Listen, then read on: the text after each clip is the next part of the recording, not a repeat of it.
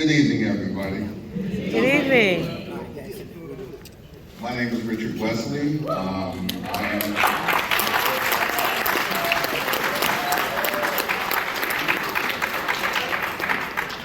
Thanks very much. I'm the chair of the selection committee for the Newark Black Film Festival.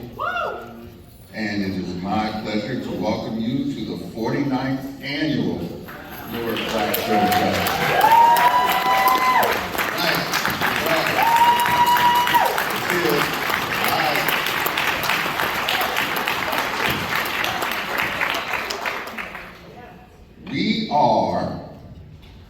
We are the longest running film festival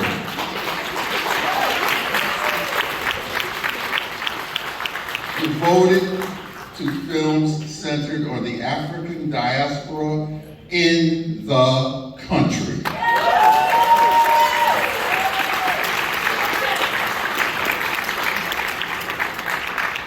Since our founding in 1974, we have screened a wide variety of nearly 400 Black films, narratives, documentaries, live action, animated, comedy, drama, classic, contemporary, experimental, domestic, and international. To an audience of nearly 60,000 people of all races and backgrounds. People from Newark, around Newark, from around our country and the world. You all been a part of it. Get this up. That's right. We have been the site of debut films from directors Spike Lee, Ava DuVernay, Marlon Briggs, Usain Palsy from Guadeloupe, Raoul Peck from Haiti. Both major filmmakers now living in France. We featured the work of the seminal Senegalese filmmaker Ousmane Sembène. The very first film versions, student films actually, of Drop Squad by David Johnson and House Party by the Hudlin Brothers debuted before our audiences right here in this auditorium. And we have gone back in time to bring our audiences the work of pioneer African filmmakers Oscar Michaud, Noble Johnson, and performers like Paul Robeson, in whose honor we bestow an award every 2 years, Dorothy Dandridge, Lena Horne, Harry Belafonte, and Sidney Poitier.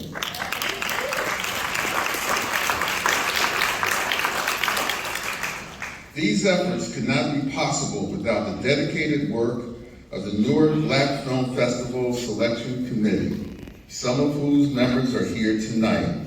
And I'm going to ask them if they would get over their usual shyness and please stand up so we can give them a hand.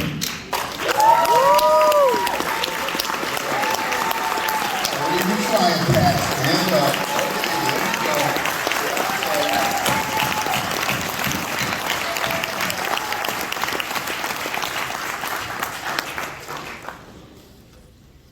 I would also like to thank the staff of the Newark Museum of the Arts and the tremendous work that they have done in assisting us as much as possible with all of the myriad tasks necessary in making an endeavor like this run as smoothly as it does. Please give them a hand as well.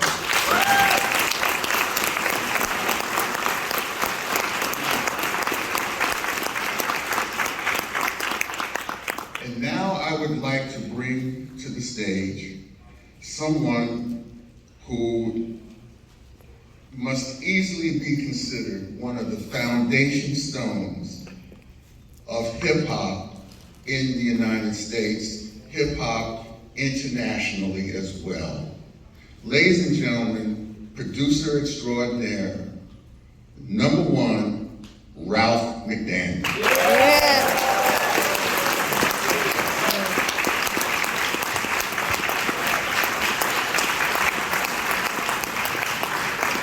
What's up? What's up?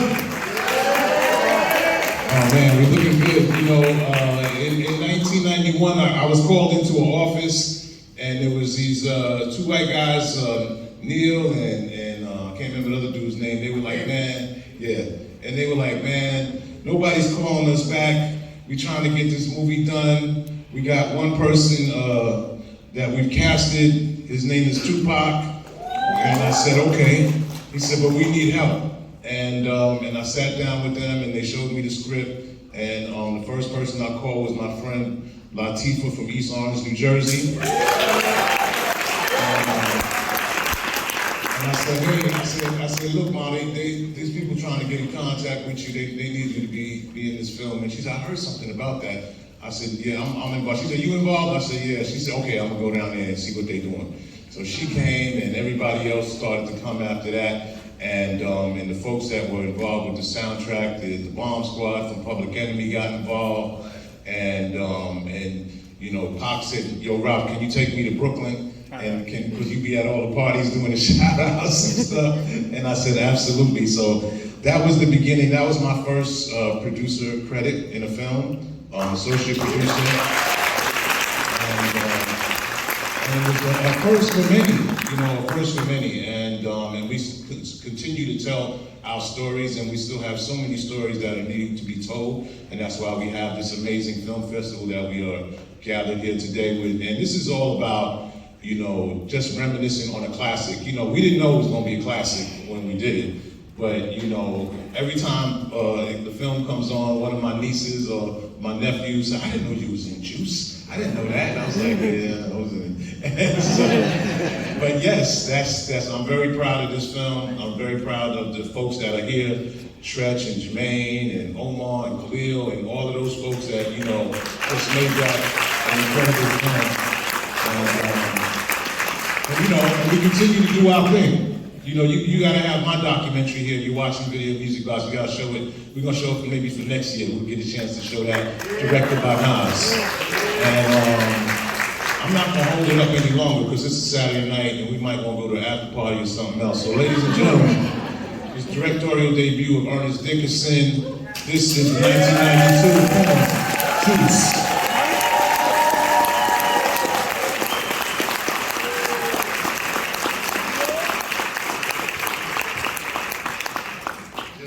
Just one more bit of housekeeping. Just before the film begins, you will probably be seeing trailers from the films that we will be showing tomorrow in the afternoon, and then going into the evening. Now, I'll talk about some of those films later on, but then going into the evening, we're going to have our closing night party, which will also feature an awards ceremony to the filmmakers who've been selected as having presented the most outstanding films. Oh my God, no, he's not doing this. Ladies and gentlemen, without much further ado, let's get into tonight's program. Let's do this.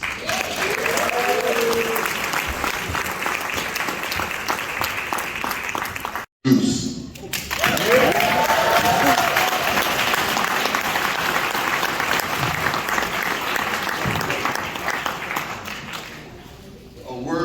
About the director and co-writer of tonight's presentation, Ernest Dickerson.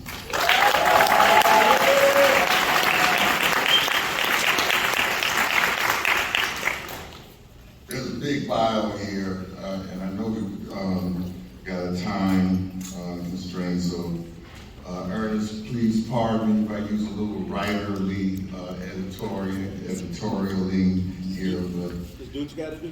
I gotta do what I gotta do. Ernest Dickerson was born here in Newark, New Jersey.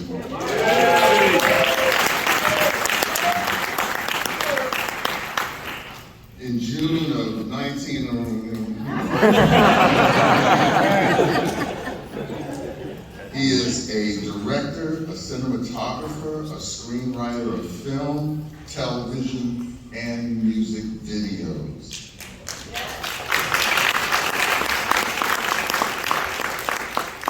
He studied architecture at our alma mater, Real HU High University.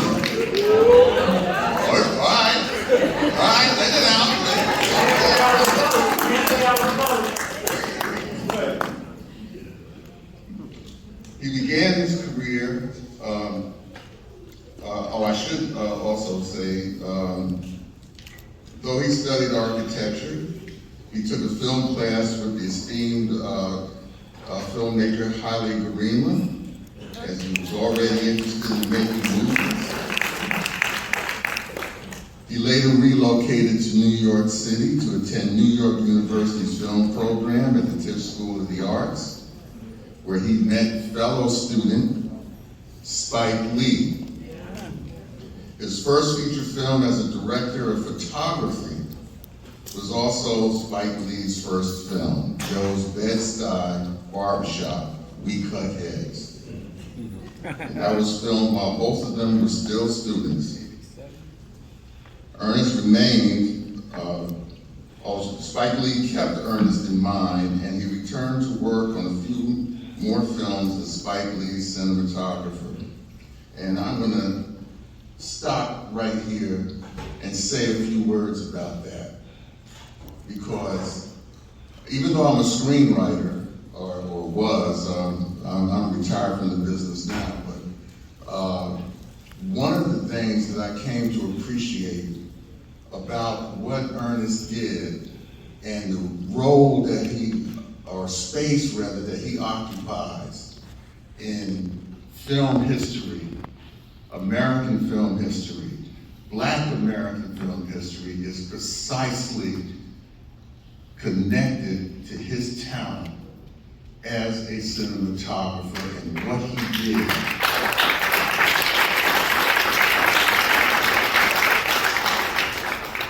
You saw the example of it in this film, the color, the lighting, the way in which the different hues within our skin tones was highlighted. That had not really been done on screen before. Some of you were old enough. Think about how Sidney Poitier first appeared in Technicolor. Think about the way in which other film stars, Black film stars, appeared on screen. How every now and then you found yourself going like, wow, we don't really look like that. Why didn't they take care? And that's what Ernest did. Ernest took care. He changed the image of African Americans and brown people on screen. There are a lot of great cinematographers in the entertainment industry. But when you look at the films and at the work that he did prior to the 1990s, prior to the emergence of a great filmmaker like Ernest Dickerson, look at the balance on screen. Look at the balance in terms of how people appear. The difference between Tupac at one part of the screen and the actor who was playing the young Puerto Rican kid on the other. The two of them in contrast with each other, on screen at the same time. There was no flatness of color. There was a richness, a depth in the coloration, in the way the lighting treated them. That's this man right here. That's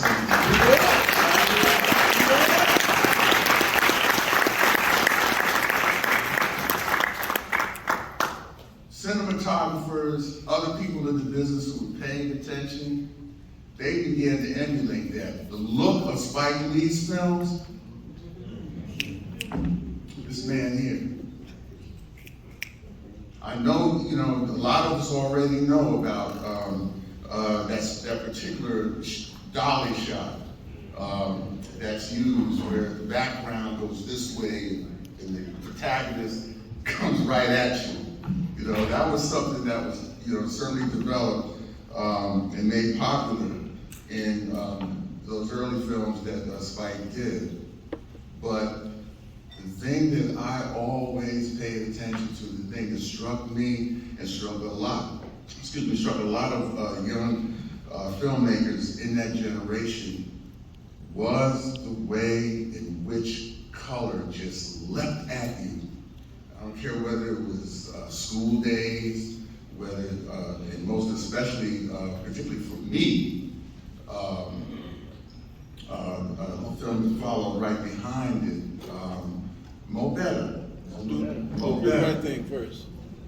Do the right Do thing. the right Do thing. the right thing. Do the right thing. Certainly came up and do the right thing. I never what am I talking about?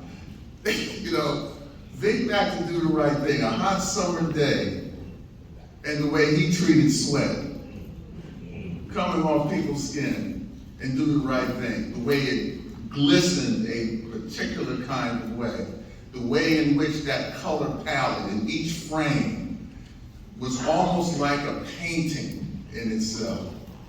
That was what really, really caught my eye. The film we saw tonight was Ernest Dickerson's debut as a film director. That is a different discipline than being a cinematographer. The same way being a writer for television is a different discipline than a writer for the stage. It's not an easy transition to make. And yet, our guest of honor tonight made that transition.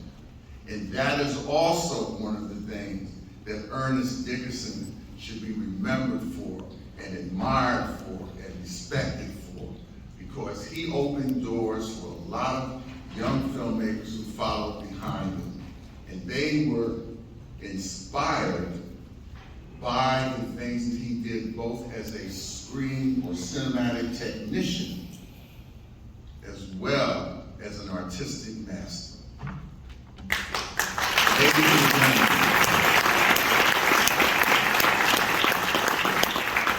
Ernest Dickerson.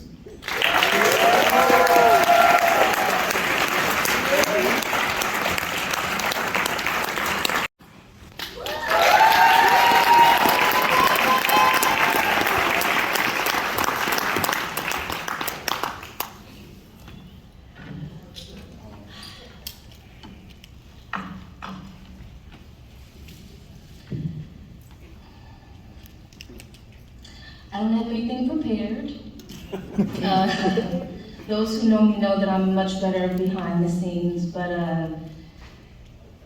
so many people know you as a filmmaker. I just know you as Papa, as Baba to Zola, and you know, in some ways I feel like we grew up together because, you know, some of my earliest, fondest memories have been on a set, on a chair, behind a monitor with you. And it's just so beautiful to see our family here. Family, come on.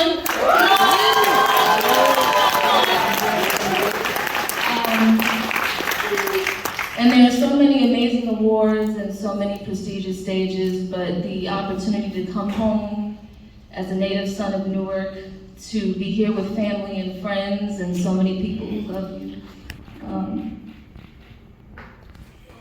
It's all right. I'm just so proud of you, and I love you so much.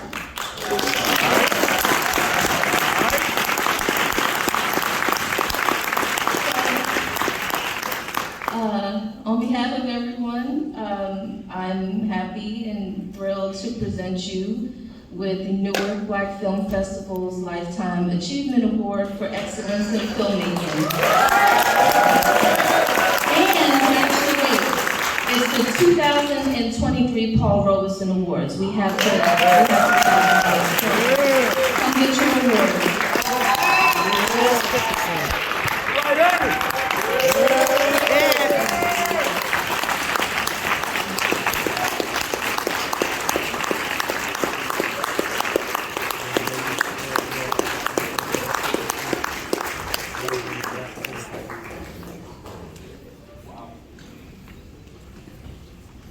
Wow, this is cool.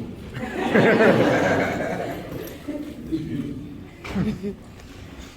I think this image is done by an old friend of mine, Roger Tucker. I believe so. I believe so. This is the actual person. Yeah. Our. Wow, well, gosh, thank you. Really nice to see everybody here tonight. I consider myself very lucky to be able to have made a living in this business. And there's some people here who contributed to the film you just saw. Who I think I'd like to acknowledge. Mr. Khalil Kane. Mr.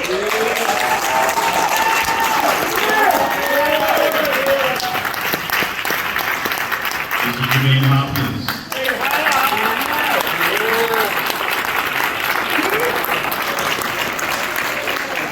French.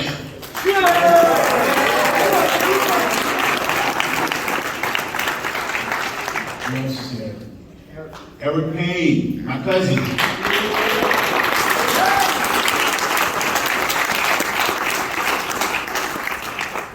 You know, we had originally hoped to have everybody come up so we could do a Q&A, but we are in the middle of a strike. And to protect my friends, you know, we had to not do that. I mean, you know, but like I said, I'm lucky that I've been able to make a living, and that's what this strike is all about. We have, it's a job. You should be able to make a living at it. And that's what a lot of executives who make $25 million a year refuse to understand. And that's why we're fighting. And you know, it's tough. Do you know what they want to do? You know, it's you know, for young actors, sometimes being background, you know, sometimes being an extra is your way of getting on set and doing it. And that's how you meet people. You meet other folks and you're able to, like, you know, get more work out of that. What the executives want to do now, they want to pay actors 1 day's wages.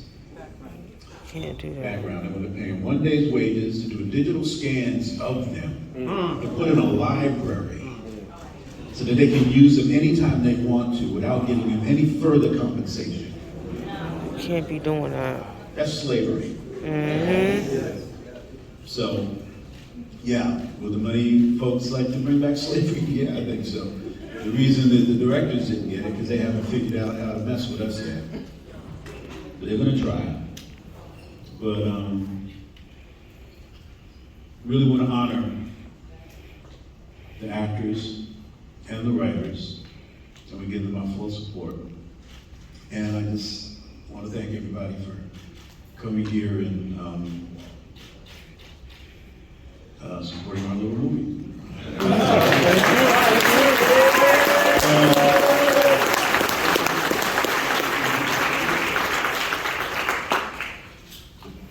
Got one more. Uh-oh. Special. This is from the United States House of Representatives. Donald M. Payne Jr., Member of Congress, 10th Congressional District of New Jersey.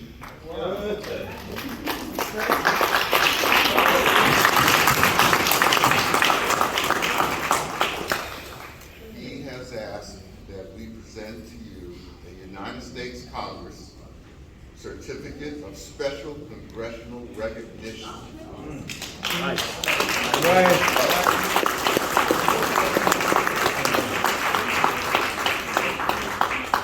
Presented to Ernest R. Dickerson on the occasion of your classic film Juice being selected and screened at the Newark Black Film Festival.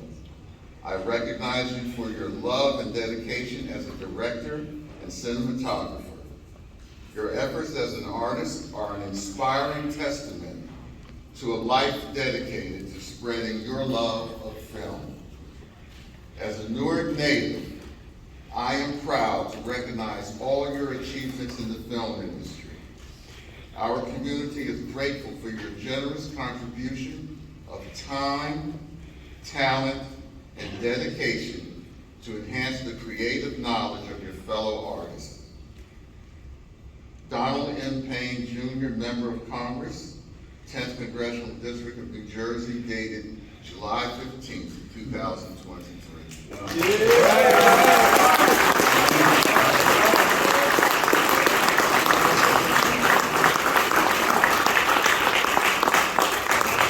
I wasn't expecting all this. Wow. Congress, jeez. Yeah. You coming at you from all directions? Yeah. Well, I'm glad to be back in Newark. I actually drove by my old home, Savoy Terrace. What used to be Savoy Terrace. Now it's just like a flat dirt yard. I understand they're gonna put a Lionsgate studio. Lionsgate, yeah. And that's where I first started really, Right north. Right north. that's where I first started loving film. And I have to thank, my mother. My mother is a juice.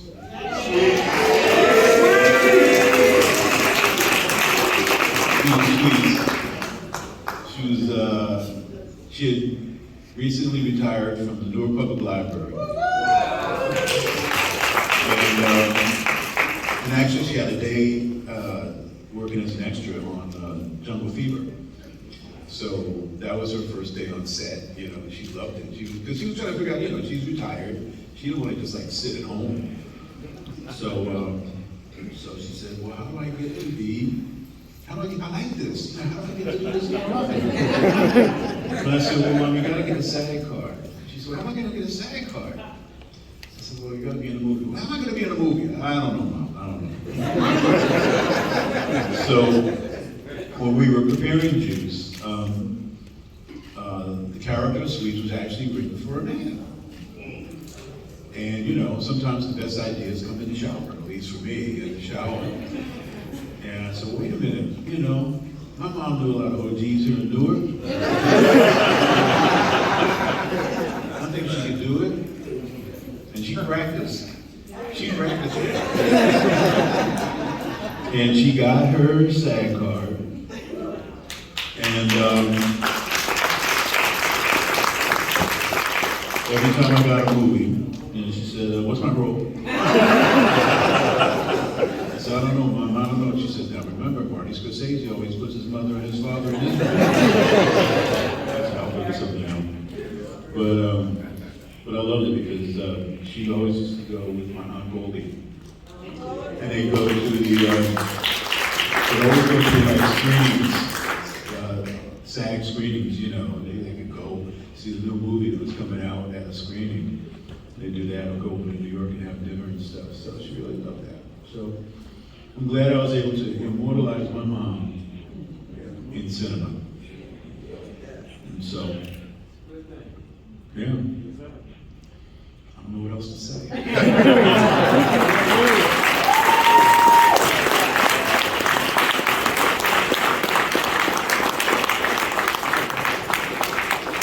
Thank you so much. This means so much to me. It's great to come home. Great to have you here. And great to see my family.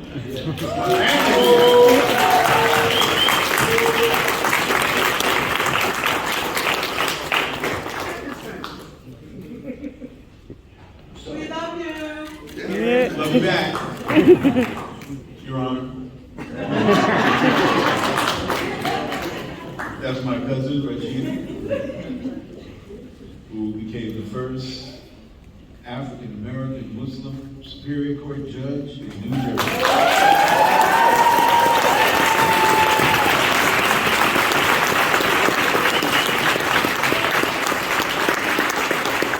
What's up? I live with my family, and then my wife is down front. All right,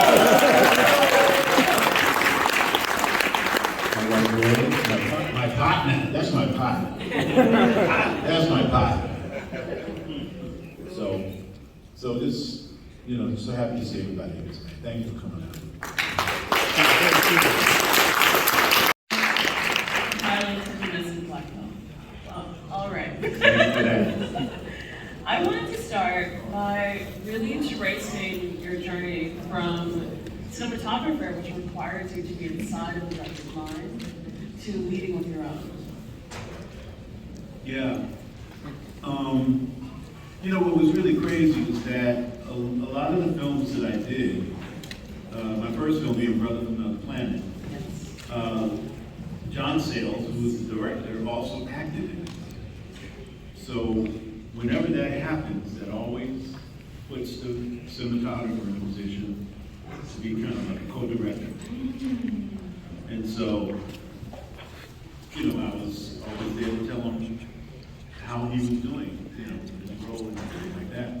And then, when Spike did She's Gotta Have It, in film school, he didn't act in any of his films. He never intended to act in any of his films. What happened was that he was going to do She's Gotta Have It. He had a real actor that was going to play Mars Blackman. But then that brother got himself a real movie, a Hollywood movie. And he left it just about the last second. Spike didn't have anybody else to play that role, so nobody knows better than me. That's what he did. And I think what happened was that he made such an impression playing that role. And part of the deal he had making movies after that was that he had to put himself in it. So he's in School Days and he's in, you know, Do the Right Thing, like Mookie and Do the Right Thing, and then in Mo Better Blues, Jungle Fever, and Malcolm X. Yes. And so how did working on those films bring you to, what did you learn about to command this film? I think I just learned how to speak to actors. I've always had a healthy respect for acting. I could never do it. I would never want to be an actor. It's a tough job. It sometimes forces you to go places inside yourself and expose parts of yourself that you don't want to, because that's what's required of the role. But I've always had a healthy respect for it. I remember on School Days, a lot of days after shooting, I'd spend, hang out with Giancarlo Esposito, and at the bar, at the hotel we were all staying at. I talk about the craft of acting. Your old mentor, Khalil's mentor was Giancarlo Esposito. And, finding out, asking him, why did you say that? What motivated you to take this approach? And so I learned a lot there. And I guess I learned how to listen to actors, because that's their job. Their job is to create a character. I firmly believe that at least 85 to 90% of directing is casting. Yeah. 85 to 90% of directing is casting, because you get the right person to play the role. You don't really have to do anything. They know what to do. They know who that character is. They know what that character's motivations are and what they might say. So sometimes you get the right person. All you got to do is a little nudge here, a little nudge there, make minor adjustments. But yeah. Gorgeous. I mean, casting. That's, I think, why Juice is so successful, because casting Juice was rough. It took a long time. And then even then, I narrowed it down to 12 of you guys, 12 actors, and I had to find the right 4 guys that together would create a 5th character, which was like the group mind, the crew mind, and just having these guys, bounce and, basically matching. That's how I came up with the 4 guys that we had in the movie. Where did the inspiration for Juice come from? I think it first hit me, after my first year at Howard University, I had a summer job working at the post office. And you always have to check in at 6:59, before 6:59 a.m. So I'm taking the bus in before the sun comes up. And I used to, on the bus in DC, I used to see kids hanging out on the bus. They looked like they had been out all night long, doing, getting into who knows what kind of adventures or whatever. And so I always thought there was a film there. One of my favorite books growing up was Man, Child of the Promised Land. And I always wanted classic. to make a film version of that. With young Claude Brown talking about how he used to hang out with his friends for days at a time. And then, growing up in Newark, whenever I left the house, my mother never knew what I was doing. And as a kid, you have adventures, for want of a better term. But, I had graduated from NYU, got out of NYU, and, had a lot of time on my hands because I was trying to find work. I was trying to figure out how to get into work as a cinematographer. And so started, think, well, maybe I should write a script. So I wrote the first draft, Gerard wrote the second draft. And together we did the third draft to make it into the movie we wanted to make it into. And I had been friends with Gerard, since Howard. So that's how we put it together.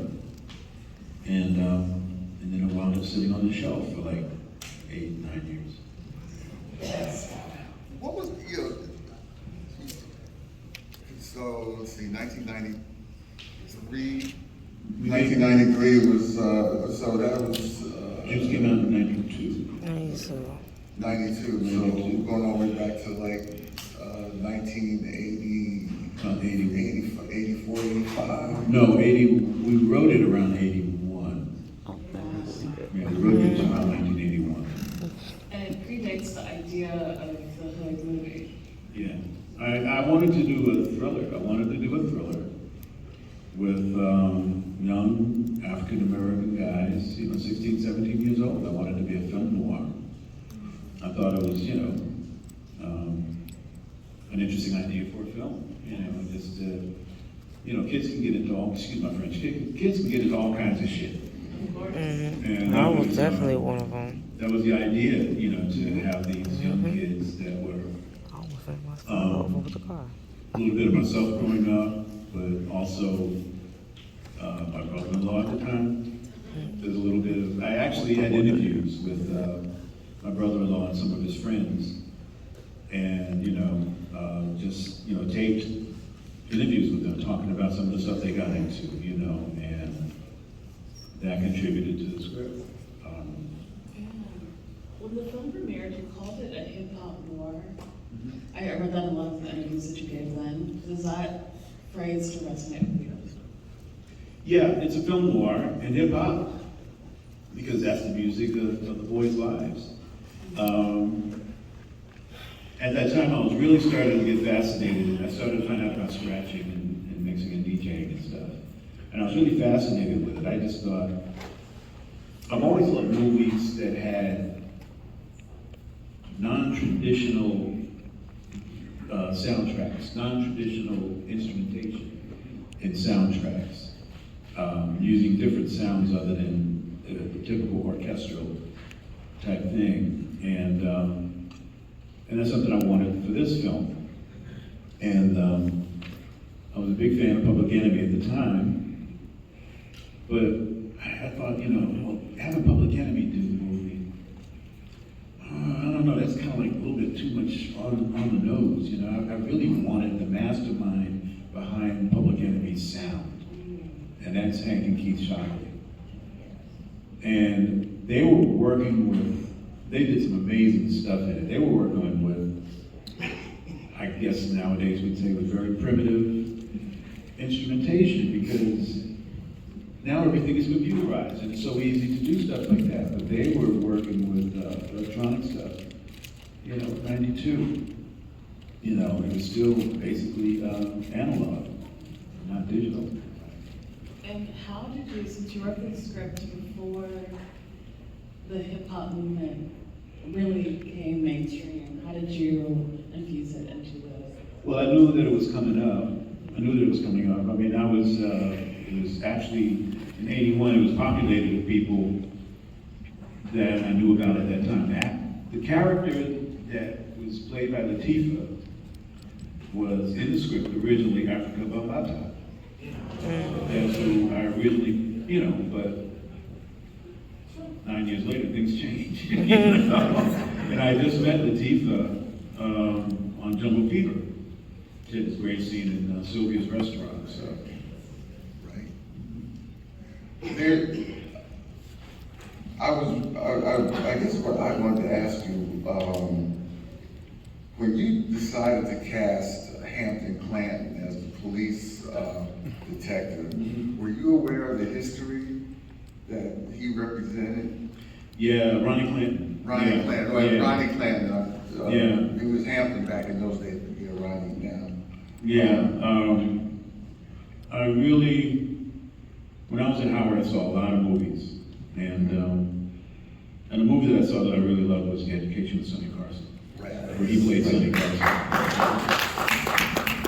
and Joyce Walker was in it, Right. who was That's right. who was like one of the premier black models at that time, and I had a big crush on her. They were here. Yeah, I met her in L.A.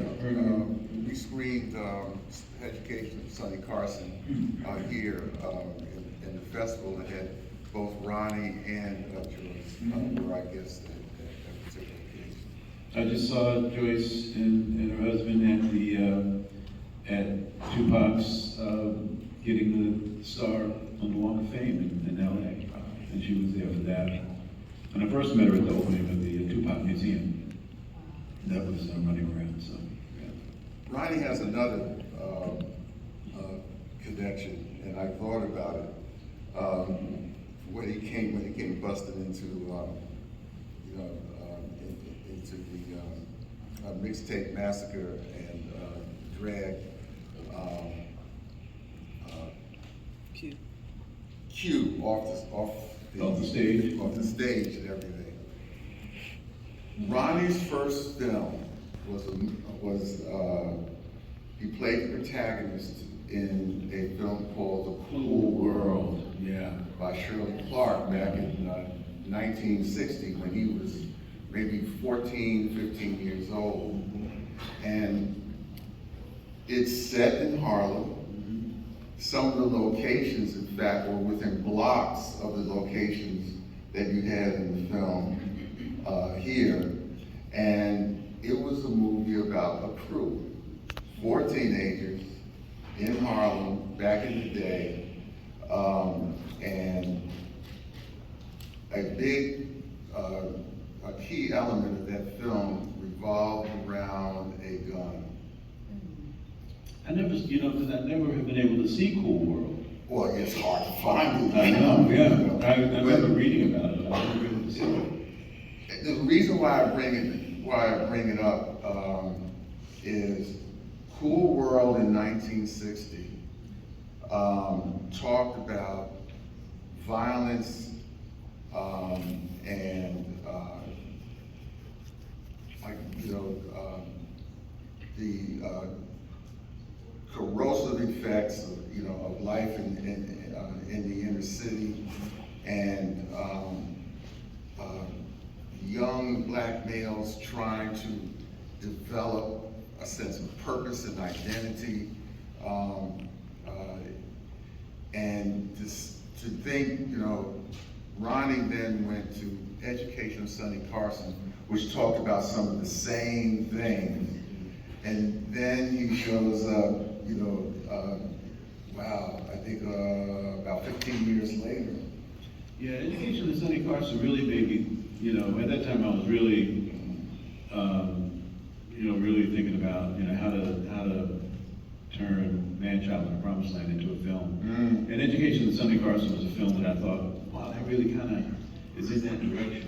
It's really feeling like that's a good inspiration for it, Yeah, because I thought about that energy that Ronnie had to bring, and the memories as an actor that he was bringing on the stage, having played those 2 roles previously and now he's on the other side. Yeah. Because in Cool World, he is brutalized by a cop right at the end of the film. And then he's playing a cop, years later. Yeah. A police officer of the same force. And I was thinking about, wow, man, when I see him next time, I'm gonna ask him, did you bring any of that energy, any of that inspiration to it? These are the kind of things that artists work with, when they're in the process of creating and developing any kind of work of art. And so, my mind immediately went to, whoa, right?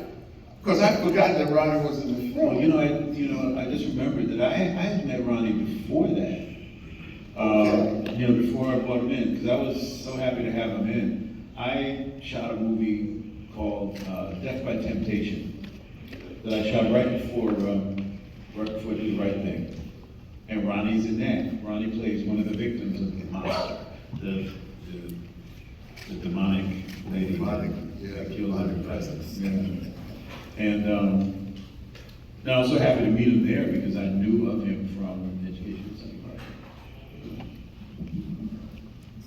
I wanted to ask, Juice, and correct me if I'm wrong, was independently produced by Island World Productions and distributed by Paramount, who famously photoshopped a gun out of the poster, of the theatrical poster. And I know you made many independent pictures since Juice. And I'm curious in this moment of the strike, what advice do you have to Black filmmakers about thinking outside of the Hollywood system?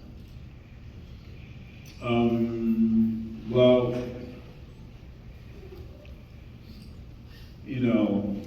studio films have these people called executives. What do? They can either greenlight or kill a film. Most of the time, studio executives have no knowledge of cinema, no knowledge of cinema history. They're usually not artists. A lot of times they're accountants. Most of the time they're just businessmen. They have a tendency to think of film as a product. And that's the mindset that we've been striking against, that the writers and the ACT and SAG is striking against today. Independent film, it's really gotten tougher to get films made independently because a lot of the funding sources have dried up. But in some ways, it's also easier to make films now because of digital technology. You don't have to worry about the cost of shooting on film. So, I don't know. They have a course at NYU now where students are being trained to shoot film on the smartphone. On the cell phones, yeah. You can do it.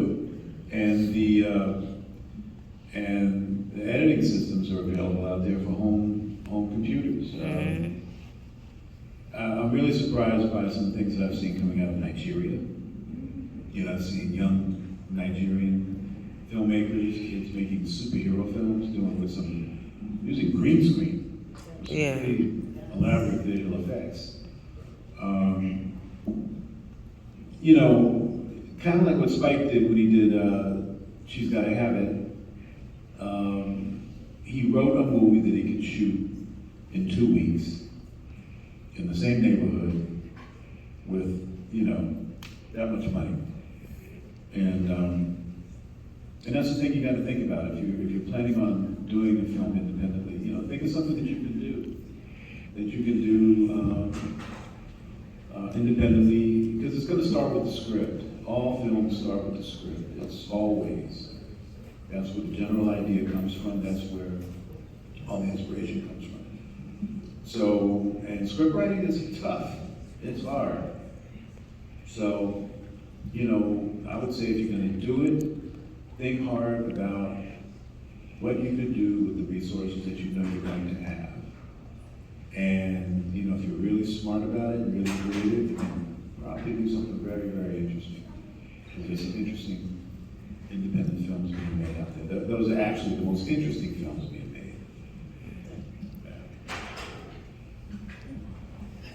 made. So, if I recall correctly, you're the first Black member of the American Society of Cinematographers. And in this moment where your career is fully being celebrated, what do all of these milestones mean for you on your path ahead? Am I what? And your path ahead, like what? I don't know. I just want to keep working, you know? I mean, I'm past retirement age, what is considered retirement age, but I have no plans on retiring. I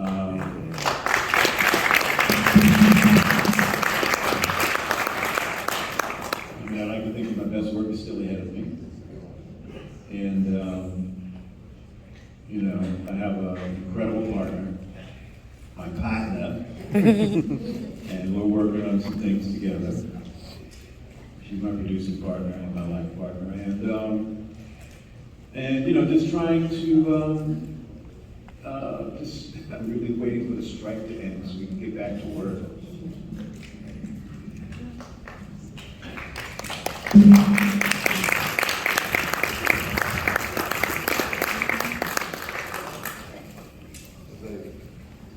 As a past vice president of the Writers Guild East, we work on it. Yeah. Well, we're behind y'all.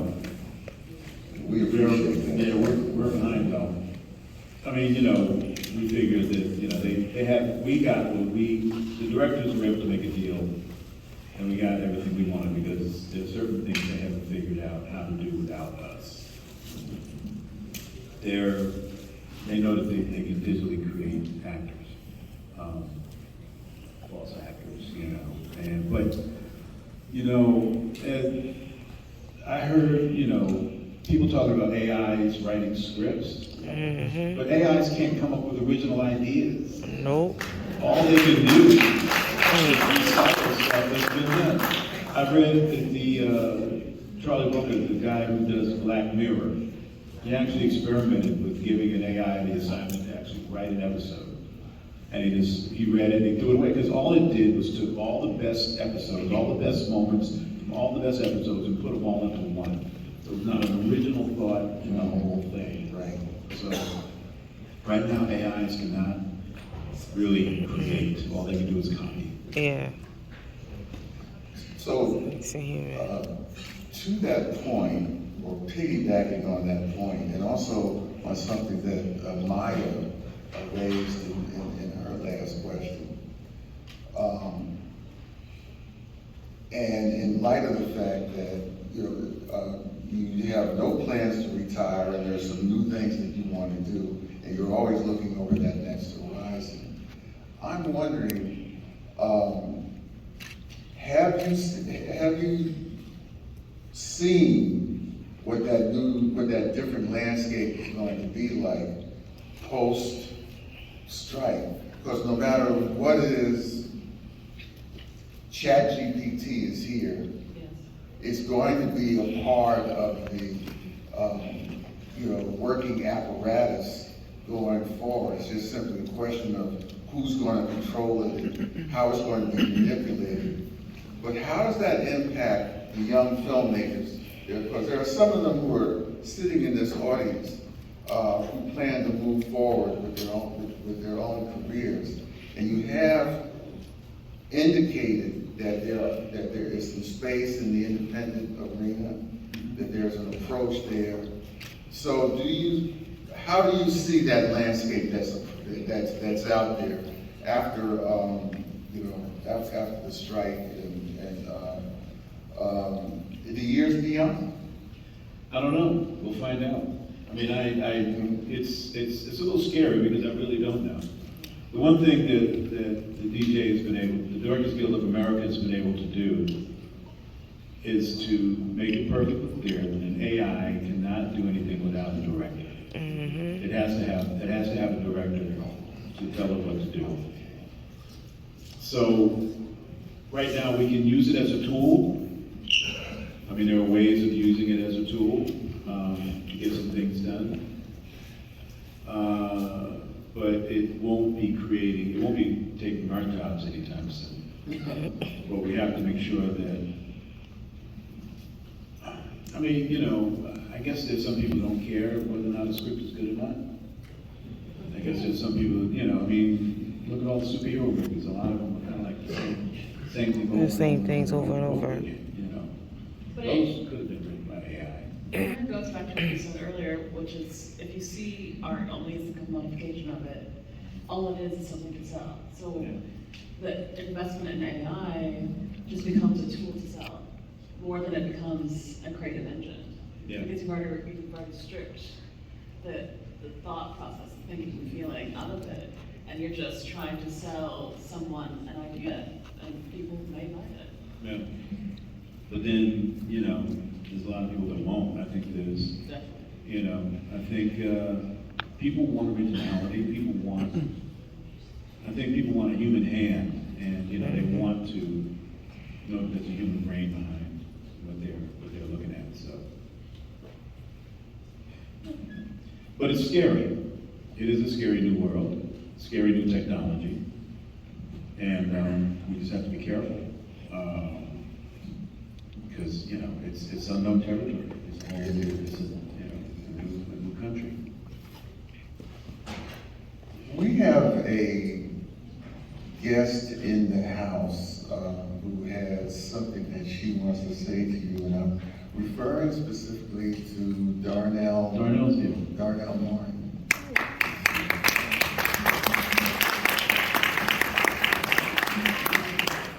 I had a question for you. I'm in the film business because of this man. He gave me my first start. I was his assistant camera. I'm a director now, and I wanted to ask you, that you've said a couple of times that you'd like to make Man-Child in the Promised Land. And have you gotten money from studios to do that? No, it's but let me tell you, my wife and I were really working at it, but it was, it's a jungle. Okay, well, what I'm getting at is this, I continually have fights with people about racism in the film industry. And you're the name that I bring up all the fucking time, okay? Because I don't know if everybody knows here, that he is literally the smartest man in the room. Yeah, that's true. They're not throwing the tens of millions of dollars at That he him, deserves. whatever the fuck he wants, because they're afraid of him, because he is the smartest man in the room. So they will hire, they will say, oh, okay, we're gonna be diverse and hire other diversified artists who don't have the experience, who don't have the knowledge, who don't have the gift, or he sits here with the humility, because he's so zen, and I get so angry that I have to say something because people have to know that like he should have fucking Quentin Tarantino's career, right? And I could keep naming a whole other white boy they kept throwing money at, you know, and it's just like nobody can touch him. You know, when it comes to action, when it comes to anything, you fucking kill The Walking Dead. Everything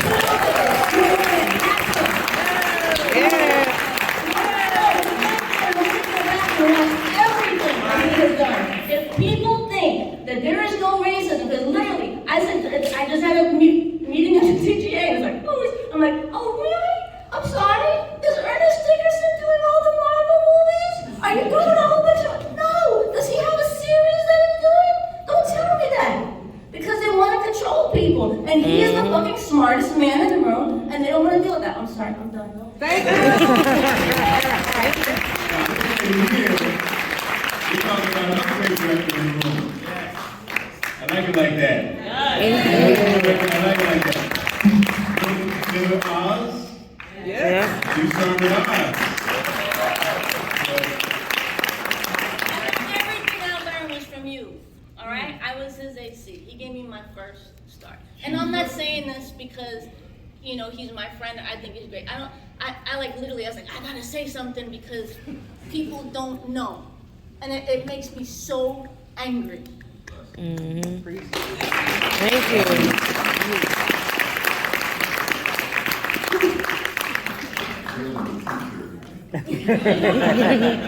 What does it say?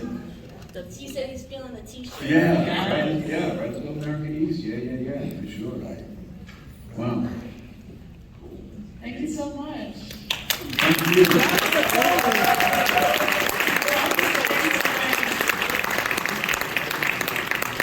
Thank you. I'm getting signals from key people in the House that time has come for us to say goodnight. Okay. But I want to invite you all back tomorrow night, and tomorrow afternoon, in fact, because we're going to continue with the festival. We have several more films that are up.